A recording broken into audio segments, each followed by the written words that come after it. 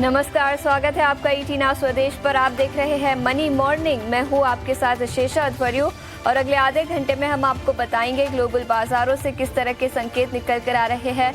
खबरों के दम पर, ब्रोकरेज रिपोर्ट के दम पर कौन से स्टॉक्स फोकस में रहेंगे, कई सारे नतीजे शुक्रवार मार्केट आवर्स के बाद आए, उस पर भी नजर डालेंगे। बाजार पर रणनीति बताने के लिए हमारे साथ डिम्पी, उसी के साथ एक मार्केट एक्सपर्ट और शो के आखिर में कमोडिटी मार्केट में किस तरह के ट्रेड्स, किस तरह के कमाई के मौके बनेंगे, उस पर भी नजर डालेंगे। तो बने रहिए हमारे साथ, अगले आधे घंटे में पावर पैक लाइनअप हम आपके लिए लेकर आएंगे।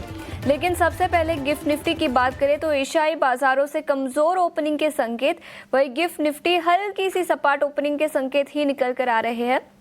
करीब 12 अंकों की गिरावट के साथ 25,060 के आसपास गिफ्ट निफ्टी कारोबार करता हुआ। एशियाई बाजारों की बात करें तो यहां पर भी ज्यादा कुछ पॉजिटिव एक्शन नहीं दिखा। इनफैक्ट सभी एशियाई बाजार लाल निशान में ही खुले हैं और अमेरिकी फ्यूचर्स यहां पर कमजोरी दिखी है। मूडीज ने रेटिंग घटाई, जिसके चलते अमेरिकी बाजारों के फ्यूचर्स पर आज सुबह गिरावट दिखी है। लेकिन शुक्रवार को तेजी दिखी और उसके बाद कौन से फैक्टर्स ओवर द वीकेंड रहे, पूरी डिटेल्स के साथ अब हमारे साथ अभिषेक जुड़ चुके हैं। अभिषेक, गुड मॉर्निंग। और बड़ी खबर तो यही निकल कर आई है, मूडीज का डाउनग्रेड, उसके बाद डोनाल्ड ट्रंप का बयान निकल कर आया, स्कॉट बेसेंट जो वहां के ट्रेजरी सेक्रेटरी है उनका भी बयान निकल कर आया। लेकिन अमेरिकी फ्यूचर्स अभी भी लाल निशान में कारोबार करते हुए। बिल्कुल आशीषा, गुड मॉर्निंग। देखिए, एक झटका तो ज़रूर है क्योंकि जिस तरह से टैरिफ को लेकर काफ़ी एग्रेसिव स्टांस था डोनाल्ड ट्रंप को, उसके बाद अमेरिका में ये डेट पाइलअप होता जा रहा था, कर्ज बढ़ता जा रहा था, बजट डेफिसिट भी बढ़ रहा था और उसके चलते फाइनली मूडीज़ का ये कदम आया है कि उन्होंने जो क्रेडिट रेटिंग है उसको डाउनग्रेड कर दिया है। इसका सीधा सीधा मतलब ये होगा कि अमेरिका को आगे कर्ज जुटाने में थोड़ी सी दिक्कतें आएंगी और अगर कर्ज जुटाई भी जाती हैं तो फिर थोड़ा सा आपको कहते हैं ना कि ब्याज ज़्यादा पे करना पड़ेगा। ये सारी की सारी चिंताएं ज़रूर हैं और एक नॉच डाउनग्रेड किया है मूडीज़ ने यूएस की क्रेडिट रेटिंग को और उसके चलते हम देख रहे हैं कि डाउ फ्यूचर्स में करीब 250 अंकों के आसपास की गिरावट है। नेस्डेक फ्यूचर्स में कहीं ज़्यादा है, थोड़े वो रेट सेंसिटिव भी होते हैं आईटी स्टॉक्स वहाँ के। तो ये चीज़ें हैं, देखते हैं कि अब इस पर किस तरह के रिएक्शंस आते हैं और किस तरह का प्रभाव अमेरिकी इकोनॉमी पर आता है। बहरहाल अगर आप हेडलाइन इंडेक्स देखेंगे बाकी एशिया में भी, तो आज आपको गिरावट के साथ ही शुरुआत होती हुई दिखेगी। निकेई जो कि जापान का इंडेक्स है, वहाँ पर करीब 150 अंकों के आसपास की गिरावट है। हैंगसेंग की बात करें तो वहाँ पर 200 अंकों से ज़्यादा की गिरावट है, करीब 250 अंक नीचे है। और चीन में हम देख रहे हैं कि नेगेटिव बायस के साथ आज के सत्र में कारोबार होता हुआ आपको दिखेगा। बाकी शुक्रवार तक अमेरिकी बाजारों की स्थिति ठीक थी। अगर हम पिछले पूरे हफ्ते की बात करें तो नेस्डेक में करीब 7%, S&P 500 में करीब 5% और डॉ जोन्स में करीब 3% के आसपास की तेजी रही। तो लास्ट वीक ठीक रहा, जिस तरह से चीन के बीच में और अमेरिका के बीच में नेगोशिएशंस हुए थे और दोनों देशों ने टैरिफ को काफी अग्रेसिवली कट किया था और ये उम्मीद बंधी थी कि अब शायद चीजें यहां से बेहतर होती जाएंगी टैरिफ के फ्रंट पर। लेकिन ये एक झटका जरूर है अमेरिकी बाजारों के लिए। हालांकि भारतीय बाजारों पर किस तरह से असर होगा इसको देखने वाली चीज होगी कि अगर वहां पर, क्योंकि हमने देखा कि वहां पर बॉन्ड के प्राइसेस कॉम्प्रेस हो रहे हैं, यील्ड ऊपर जा रही है। हमने 4.5 की रीडिंग देखी थी और अब उसके ऊपर भी जा रही है 10 ईयर की बॉन्ड यील्ड। तो ये थोड़ी सी चिंता वाली स्थिति जरूर है इक्विटी मार्केट के निवेशकों के लिए। क्या फंड फ्लोज वहां से मूव करेंगे, बाहर जाएंगे, क्या भारत उनके लिए एक अट्रैक्टिव डेस्टिनेशन बनेगा, ये जरूर गौर करने वाली चीज होगी। अन्य एसेट क्लास की अगर हम बात करें तो सोने में या फिर क्रूड में ज्यादा परिवर्तन नहीं हुआ है। क्रूड एक रेंज में ही है, कच्चे तेल का भाव $65 के आसपास का है। सोने के भाव की बात करें तो $3225 के आसपास कॉमेक्स पर गोल्ड के भाव हैं, तो उसमें चेंजेस नहीं है। लेकिन ये जरूर एक नोटिस करने वाली चीज है, यानी कि अमेरिका में क्या कुछ हुआ है शुक्रवार तक उसको भूल जाइए। आज जो पिक्चर मिल रही है डाउ जोन्स से थोड़ी वीकनेस के ये जरूर हैं। आशीषा, बिल्कुल, तो कमोडिटी मार्केट में काफी एक्शन। अमेरिकी बाजारों से बड़ी नेगेटिव खबर निकल कर आई है, जहां पर मूडीज ने डाउनग्रेड किया है। डेट बढ़ती जा रही है, टैरिफ को लेकर चिंताएं हैं, जिसके चलते मूडीज ने AAA रेटिंग जो पहले था वो अब घटाकर AA1 का रेटिंग किया है। तो बड़ी नेगेटिव न्यूज है अमेरिकन मार्केट्स के लिए। शुक्रवार को तो तेजी के साथ बंद हुए थे, लेकिन कल अमेरिकी फ्यूचर्स में गिरावट दिखी। हालांकि यूरोपियन मार्केट्स शुक्रवार को ठीक ठाक ही बंद हुए थे, ज्यादा कुछ वहां पर एक्शन नहीं था, लेकिन एशियाई बाजारों से आज सुबह कमजोर ओपनिंग के संकेत। गिफ्ट निफ्टी करीब 15 अंक गिरकर 25,060 के आसपास कारोबार करता हुआ, लेकिन याद रखें पिछले हफ्ते भारतीय बाजारों में अच्छी खासी तेजी दिखी थी। इनफैक्ट निफ्टी करीब 1000 अंक चढ़ा था केवल 5 ट्रेडिंग सेशंस में, और निफ्टी बैंक में भी करीब 1800 अंकों की तेजी दिखी थी। तो काफी अच्छा हफ्ता था भारतीय बाजारों के लिए। ग्लोबल मार्केट से कोई नेगेटिव खबर नहीं थी। इंडियन मार्केट्स में डिफेंस शेयरों में अच्छी खासी तेजी दिखी, तो अच्छा हफ्ता था, लेकिन आज सुस्त ओपनिंग के संकेत ही निकल कर आ रहे हैं। DIIs और FIIs के आंकड़ों पर एक बार नजर डाल लेते हैं। फिर एक बार फॉरेन इंस्टीट्यूशनल इन्वेस्टर्स ने खरीदारी की। शुक्रवार के सत्र में करीब 8,800 करोड़ के शेयर्स उन्होंने कैश मार्केट में खरीदे। वही DIIs ने 5,200 करोड़ की खरीदारी की। इंडेक्स फ्यूचर्स में 1,800 करोड़ की बिकवाली दिखी। इंडेक्स ऑप्शंस में करीब 7,000 करोड़ की बिकवाली। स्टॉक फ्यूचर्स और स्टॉक ऑप्शंस में भी नेगेटिव फिगर ही आता हुआ नजर आया। तो शुक्रवार के सत्र में स्टॉक फ्यूचर्स में करीब 2400 करोड़ की बिकवाली, वही स्टॉक ऑप्शंस में करीब 3,900 करोड़ के शेयर्स बेचे गए। तो negative figure futures and options के फ्रंट पर, लेकिन फिर भी कैश मार्केट में FIIs अभी भी खरीदारी कर रहे हैं और वो एक पॉजिटिव खबर है। वायदा बाजार में 3 स्टॉक्स आज F&O बैन में रहेंगे। हिंदुस्तान कॉपर, मणप्पुरम फाइनेंस और टीटागढ़ रेल। मणप्पुरम फाइनेंस याद रखें पिछले कुछ दिनों से F&O बैन में है, और रेलवे स्टॉक्स में पिछले हफ्ते अच्छी तेजी दिखी थी। 12% की तेजी के साथ टीटागढ़ रेल शुक्रवार के सत्र में बंद होता हुआ नजर आया था, और अब ये तीनों स्टॉक्स F&O बैन में रहेंगे। तो हिंदुस्तान कॉपर, मणप्पुरम फाइनेंस और टीटागढ़ रेल, तो इन तीनों स्टॉक्स पर भी अपनी नजर रखें। लेकिन जैसे मैंने बताया पिछले हफ्ते काफ़ी अच्छा ट्रेडिंग सेशन था, पूरा हफ्ता काफ़ी अच्छा रहा। एक बार निफ्टी पर नज़र डाल लेते हैं। याद रखें 1000 अंकों की तेज़ी पिछले हफ्ते दिखी। करीब 4.5% की तेज़ी के साथ निफ्टी बंद होता हुआ नजर आया था, और आज 25,000 के पार ओपनिंग के संकेत। हालांकि हल्की सी सुस्ती यहाँ पर निकल कर आई है। निफ्टी बैंक 1800 अंक चढ़कर 3.5% की तेज़ी के साथ पिछले हफ्ते बंद हुआ था।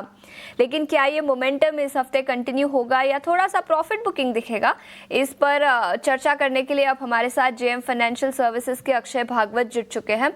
Akshay, good morning. पिछले हफ्ते की तेजी, आज गिफ्ट निफ्टी से तो कमजोर ओपनिंग के संकेत, लेकिन ट्रेडिंग के लिहाज से क्या आपको लगता है कि अब 25,000 का निफ्टी का लेवल सस्टेनेबल होगा? जी गुड मॉर्निंग आशीषा। तो निफ्टी 25,000 तो बिल्कुल पार कर चुका है, और ओवरऑल अगर टेक्निकल ट्रेंड की बात करें तो अभी भी ट्रेंड काफी मजबूत है। बस अगर शॉर्ट टर्म या इंट्राडे चार्ट देखें तो थोड़ी सी दिक्कत है, क्योंकि काफी ओवर स्ट्रेच्ड है पैरामीटर्स, और जिस तरीके के टेक्निकल सिग्नल्स हमें मिल पा रहे हैं तो शॉर्ट टर्म चार्ट्स पे हल्की सी कंसोलिडेशन या माइनर करेक्शन यहाँ पे हो सकता है। ये आप पकड़ के चलना, क्योंकि जो FII का डेटा भी हमने फ्राइडे को देखा, हल्की सी बिकवाली के नंबर्स आए हुए हैं। करीबन 1700 करोड़ के बिकवाली के नंबर इंडेक्स फ्यूचर में FII के दिखे हैं। तो आप एक्सपेक्ट कर सकते हैं कि 25,000 पार तो कर चुका है, बट 25,000 वहां 100 के आसपास हल्की सी बिकवाली के चलते आपको एक रेंज बॉन्ड मार्केट ये आने वाले हफ्ते में दिख सकता है, जहां पे जो लेवल अगर आपको ट्रैक करने हैं तो 24,700 ये आपका lower end of the base हो सकता है, और 25,300 ये आपका अपर एंड ऑफ द बेस हो सकता है। तो कुल मिला के ट्रेंड भले ही स्ट्रांग है, पर बाय ऑन डिप्स वाली रणनीति बनाने की आप रणनीति बना के चले निफ्टी में। ठीक है, तो बाय ऑन डिप्स की रणनीति निफ्टी पर, लेकिन स्टॉक स्पेसिफिक आइडियाज अक्षय कौन से होंगे आज के सत्र के लिए? कोई स्टॉक्स जहां पर खरीदारी के मौके बनेंगे? जी, तो यहाँ पे gas authority of India limited GAIL, इसका ओवरऑल चार्ट सेटअप काफी जो है प्रॉमिसिंग लग रहा है। अभी तक ब्रेकआउट हुआ नहीं, बट जिस तरीके का सेटअप है, एक्यूमुलेशन हो रहा है, ये हमारा मानना है, और एक ब्रेकआउट की तैयारी कर रहा है गेल। तो 195 और 197 ये 2 टारगेट छूने की उम्मीद कर रहे हैं गेल में। ये ट्रेड में आपको 181 स्टॉप लॉस बना के बाय करना है। ठीक है, तो गेल पर खरीदारी की राय 182 के स्टॉप लॉस के साथ 195 से 199 तक के लेवल्स नजर आ सकते हैं। ये स्टॉक स्पेसिफिक आइडिया। लेकिन अक्षय, और एक सवाल आपसे पूछना चाहूंगी मेटल सेक्टर पर। पिछले हफ्ते मेटल स्टॉक्स में अच्छी खासी तेजी दिखी, और इनफैक्ट मल्टी मंथ हाईज पे निफ्टी मेटल इंडेक्स कारोबार करता हुआ जिंदल स्टील, जिंदल स्टेनलेस जैसे कुछ स्टॉक्स में अच्छी खासी तेजी दिखी। कोई stock specific idea metal index से होगा, और क्या आपको लगता है कि ये मोमेंटम जो पिछले हफ्ते में दिखा मेटल स्टॉक्स में वो कंटिन्यू होता हुआ नजर आएगा? स्पेशली चाइना और यूएस की जो ट्रेड डील हुई उसके बाद कमोडिटी मार्केट में भी काफी एक्शन दिखा है। जी बिल्कुल, मेटल क्षेत्र में अभी भी थोड़ी सी अपसाइड बाकी है, ये टेक्निकली लग पा रहा है। गए कुछ दिनों में काफी बड़ी तेजी बिल्कुल हुई तो है, और प्राइस सेटअप्स भी देखे तो मेटल्स में जिंदाल स्टील पावर में हमने एक स्ट्रॉन्ग ब्रेकआउट देखा और एक तरफा मूव देखा। एनएमडीसी हो या आप हिंडाल्को या कोई भी सेल हो, काफी सारे स्टॉक्स में हमने पॉजिटिव प्राइस मोमेंटम के साथ लॉन्ग एडिशंस देखे फ्यूचर्स एंड ऑप्शंस के में। तो कुल मिला के जो मेटल्स है उसमें आपको तेजी दिखेगी, पर शॉर्ट टर्म मोमेंटम चेंज करना थोड़ा सा मुश्किल होगा। आपको बाय एंड होल्ड वाली रणनीति बनानी पड़ेगी। कम से कम 8-10 दिन का समय दे अभी यहाँ से, तो आपको ढंग से रिटर्न बन पाएंगे मेटल में। तो बाय करने की व्यू बिल्कुल है, पर शॉर्ट टर्म या एक आध 2 दिन बीटीएससी या कैरी फॉरवर्ड वो वाला मोमेंटम शायद ना दिख पाए। बाय एंड होल्ड बनाए तो मेटल्स में बिल्कुल अभी भी तेजी है, ये हमारा मानना है।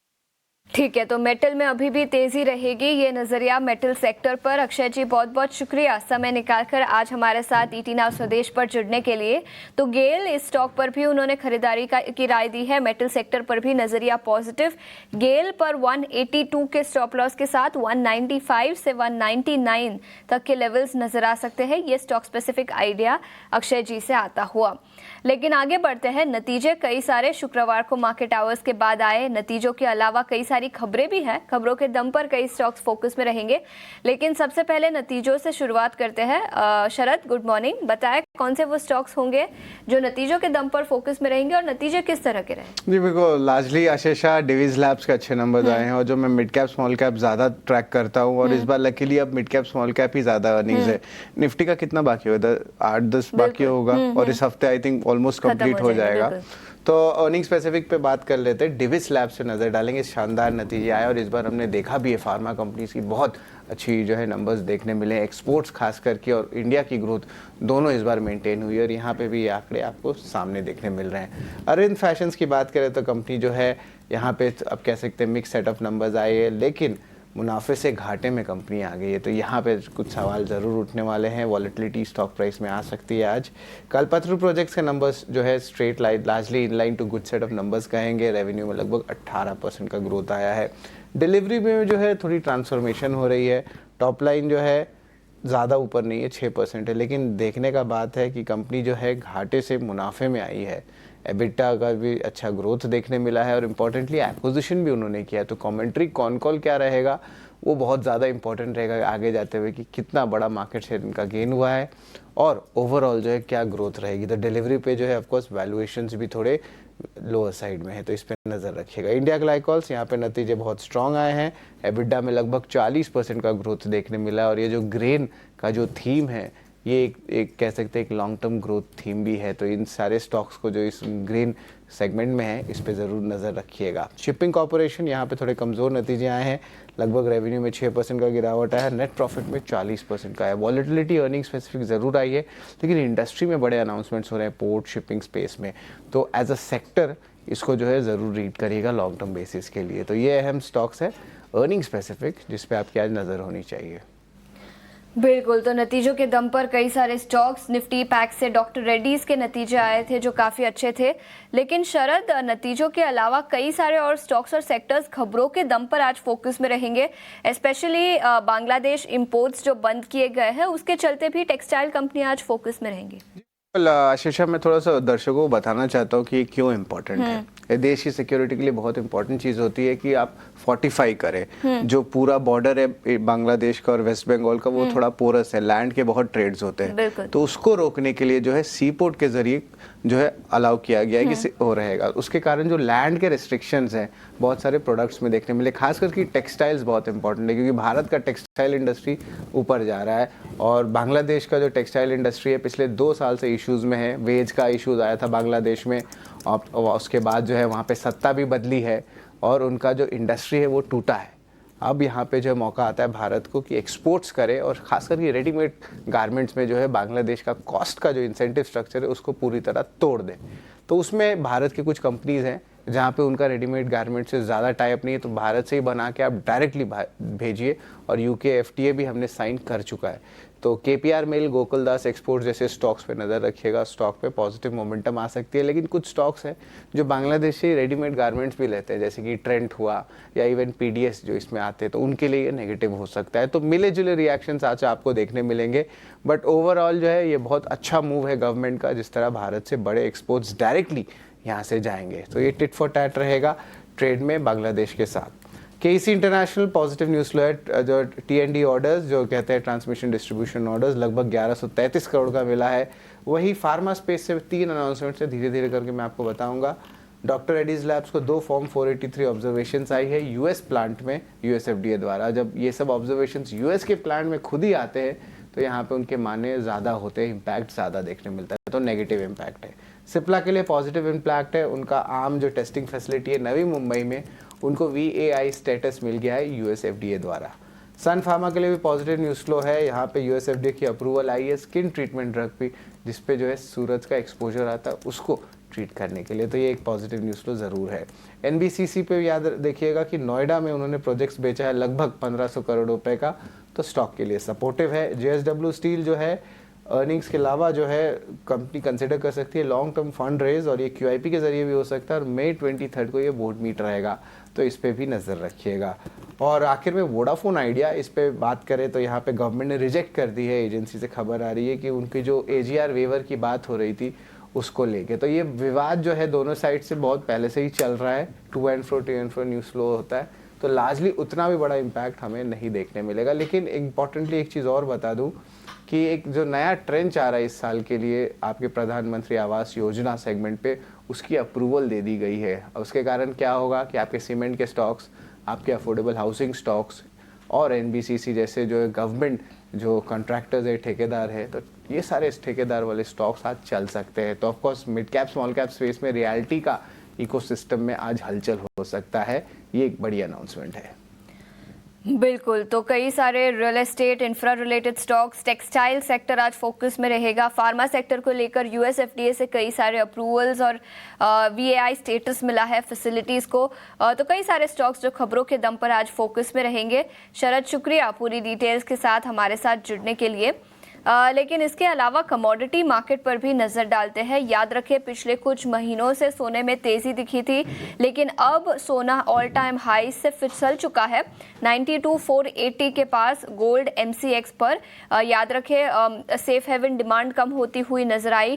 ग्लोबल मार्केट में जो चिंताएं थी टैरिफ वॉर को लेकर, वो जियोपॉलिटिकल इश्यूज जो थे वो कम होते हुए नजर आए, जिसके चलते सेफ हेवन बाइंग कम हुई है ग्लोबली, और इसी के चलते सोना जो 1 लाख के पार निकल चुका था फिजिकल मार्केट में, वहां से गिरावट दिखी है और अब 92,480 के पास सोना MCX मार्केट में कारोबार करता हुआ। वही चांदी की बात करें तो यहाँ पर भी ऑल टाइम हाई लेवल से गिरावट दिखी है।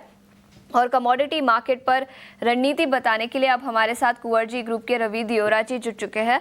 Ravi sir, good morning. और सबसे पहले सोने और चांदी की ही बात करेंगे। ऑल टाइम हाई लेवल से काफ़ी गिरावट, लेकिन ट्रेडिंग के लिहाज से किस तरह की रिकमेंडेशन या रणनीति आप रेकमेंड करना चाहेंगे? Good morning. डेफिनेटली जिस हिसाब से ओवरनाइट क्यूज है, पर्टिकुलर जिस हिसाब से सैटरडे को US के जो रेटिंग है उसको डाउनग्रेड किया गया, तो इस हिसाब से डॉलर इंडेक्स आज वीक है, जिसका फायदा आज आपको बुलियन में आता हुआ दिखेगा। गोल्ड में जून एक्सपायरी में बाइंग की रिकमेंडेशन होगी। 90,400 के करीब क्लोज हुआ था, बाय करें with stop loss of 90,010। Upper side जो टारगेट 93,380 तक आते हुए दिख सकते हैं।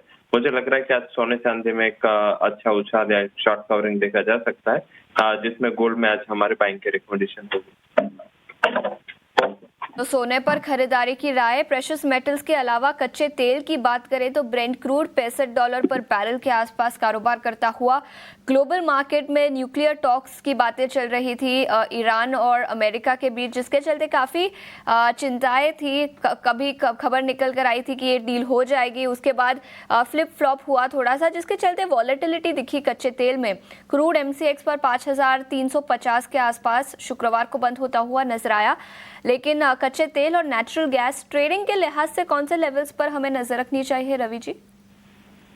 कच्चे तेल एंड नेचुरल गैस दोनों में सेलिंग का ही रुख रखना है। पर्टिकुलर नेचुरल गैस आज अंडर परफॉर्म हो सकता है। लगातार हमने लास्ट वीक भी उसमें 2 शो में सेलिंग की रिकमेंडेशन दी थी 300 के आसपास एंड 286 287 पे पहुंच चुका है। अभी भी लग रहा है कि यहाँ पे शॉर्ट करे। टारगेट होगा 276 290 का स्टॉप लॉस लगाए और क्रूड में भी हायर लेवल पे जो इकोनॉमिक कंसर्न है, साथ में चाइना के डेटा पे जो सुबह निकल के आए, थोड़े मिक्स आउटलुक के साथ आए हैं, तो इस हिसाब से हायर लेवल पे वहाँ भी थोड़ा सेलिंग प्रेशर बना रहेगा। क्रूड स्पेसिफिक 5340 के करीब क्लोज हुआ था, इसको सेल करें 5360 के करीब, स्टॉप लॉस 5400 का लगाए, 5250 तक के इंट्राडे टारगेट की उम्मीद करनी चाहिए। तो 5250 तक के इंट्राडे टारगेट्स बिकवाली की राय कच्चे तेल पर आती हुई और 5400 का स्टॉप लॉस बनाने की सलाह। लेकिन इसके अलावा इंडस्ट्रियल मेटल्स की बात करें तो जिंक, लेड, कॉपर, एल्यूमिनियम, यहाँ पर किस तरह का ट्रेड बनेगा? पिछले हफ्ते चाइना ने कुछ स्टिमुलस मेजर्स अनाउंस किए थे चाइनीज इकोनॉमी को बूस्ट करने के लिए, लेकिन इंडस्ट्रियल मेटल्स में कोई ट्रेड बनेगा? चर्चा यहाँ भी लग रहा है कि थोड़ा सॉफ्टनेस आज बने रहेंगे और हायर लेवल से थोड़ा मुनाफा वसूली का प्रेशर होगा। पर्टिकुलर जिंक कॉपर फिर भी आपने राइटली पॉइंट आउट किया, चाइना के अर्थ से अगर भी कुछ भी स्टिमुलस मेजर्स आते हैं वहाँ पे थोड़ा आउट परफॉर्मेंस देखने को मिलता है। बट एल्यूमिनियम में मुझे लग रहा है कि यहाँ पे थोड़ा मुनाफा वसूली का प्रेशर एक्सटेंड हो सकता है। लेवल स्पेसिफिक 241 के जितने करीब मिले यहाँ पे शॉर्ट करना है, स्टॉप लॉस 243 का लगाए और 236 के टारगेट की उम्मीद करनी चाहिए। ठीक है, तो ये नजरिया इंडस्ट्रियल मेटल्स पर। रवि जी बहुत बहुत शुक्रिया समय निकाल कर आज हमारे साथ जुड़ने के लिए, कमोडिटी मार्केट पर अपनी रणनीति बताने के लिए। तो कच्चे तेल पर यहाँ पर उन्होंने बिकवाली की राय दी है और इंडस्ट्रियल मेटल्स पर भी सॉफ्टनेस कंटिन्यू रहेगी, ऐसा उनका मानना है। लेकिन